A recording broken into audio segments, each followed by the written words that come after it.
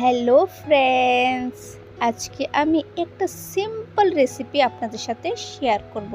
এই রেসিপিটা বানাতে লাগছে ফেন কচুটাকে আমি খোসা ছাড়িয়ে ধুয়ে নিলাম, ধুয়ে এবার গ্রেট করে নিলাম। এবার ধুয়ে নেব ইলিশ শুটকি মাছ, আর বেটে নেব পেঁয়াজ, রসুন, আদা, কাঁচা লঙ্কা, জিরে।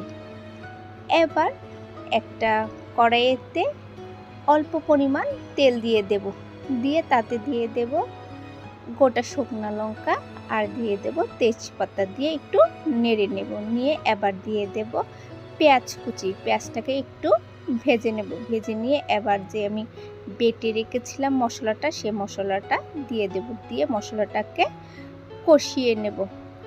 কষিয়ে নিয়ে এবার দিয়ে দেব ইলিশ শুটকি মাছ, দিয়ে ভালো করে নেড়ে চেড়ে নেব।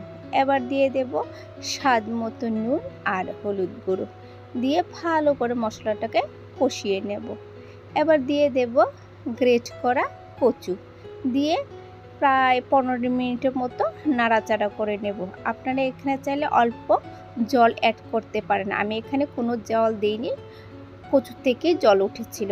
তো এভাবে নাড়াচাড়া করে নামিয়ে নিলাম, বাস রেডি হয়ে গেল সিম্পল কচুরি রেসিপিটা। আপনারা অবশ্যই বানিয়ে খাবেন, খেতে অনেক বেশি টেস্টি হয়েছিল।